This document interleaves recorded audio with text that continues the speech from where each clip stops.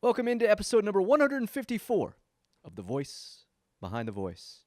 I'm Sean Aronson, the TV and radio broadcaster for the St. Paul Saints, an independent minor league baseball team in the Twin Cities. Well, last week I told you I would report back and let you know what it was like to be inside U.S. Bank Stadium for the Final Four of the semifinals, which was held on Saturday. I'm recording this on Monday, April 8th, the night of the championship game. Here are my thoughts. First of all, I have never been into U.S. Bank Stadium for anything other than the home show, so not for any sporting event before. So here are my thoughts. First, we took the light rail in, which for those of you that don't know, it's, I don't know, call it a train, call it an above-ground subway, whatever you want to call it. That's what we took into downtown Minneapolis. So we didn't drive in, didn't have to fight the traffic or anything like that. Thought that the ride on the Green Line was perfect, no problems. Takes about 40 minutes to go down there, and that was pretty cool. We went down Nicollet, down the mall, to see all the outside events and activities they had going on. Basically, they set everything up so you could take photos across the place. There's not a lot to do there. They have a couple of booths, and they had a Ferris wheel, which we didn't go on, but you could walk up and down Nicollet, and I think when we were doing it, it was probably 2.5 hours before game time, and Michigan State's band was playing on one end of the mall down there, and took a few photos. If you saw the Twitter account, I posted some of those, but it was nice to be out in the atmosphere. I mean, it was pretty crowded.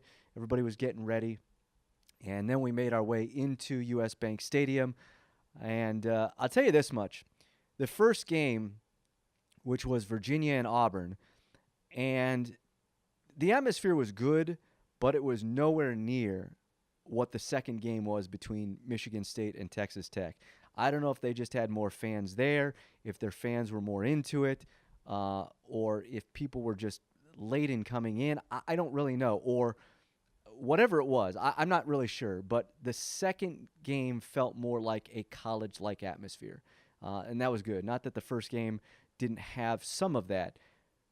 The end of the first game, though, where the double dribble wasn't called, the foul was called, here were my takes from inside the arena. And we were up probably about even with one of the baselines, and up probably about as high as you could get. I think there were 7 or 8 rows behind us. But the double dribble, no one in that arena saw. Nobody. Not one person saw that. Because there was nobody that was upset, no one that was screaming for it. The foul call, there weren't many people, at least where I was sitting, and from the reaction of the crowd, that thought it was a foul on the naked eye. From where I was sitting, I thought he kicked his leg and his body into the defender. Now, when you see the video, it's clear as day that it's a foul, but the crowd was clearly not happy with it. But again, I think when you see the video, and I think even Auburn fans would agree. Now, of course, every Auburn fan is going to go back to the double dribble that was not called, which, again, was clearly a double dribble. But then you can go back 3 seconds before that and say that his jersey was grabbed, and so there should have been a foul there. So, again, take it for what it's worth. But I felt bad for the Auburn fans, to be very honest with you. Like, I almost wanted to go up to every one of them and give them a hug because you feel for them. The only other thing that I have to go on off of this was when I went to Vegas now, 3 years ago for the Pac-12 tournament. And obviously it's smaller arena, but it was a very cool atmosphere, and it was similar to what it was like at U.S. Bank. I can't wait to find out what it's going to be like tonight. So those are my takeaways. With that said, I want to get you the broadcaster from the national champions. So I'm going to show you or tell you how the sausage is made. I'm recording 2 opens, and one open for Virginia, one open for Texas Tech, and then we'll release the one of the winner. I think that was fair. I got 3 of the 4 guys. I was unable to get the broadcaster from Auburn. Again, I don't fault any of these broadcasters if they elect not to come on, which was not the case. I just could not get a hold of anybody. Everybody was super busy, I'm sure, obviously leading up to the week. So, with that said, it's Dave Koehn of the University of Virginia. Great guy. Colorado guy, as a matter of fact.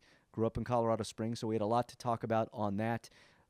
And we met at the hotel where the team was staying at. All 4 teams stayed at 4 different hotels, pretty close to each other.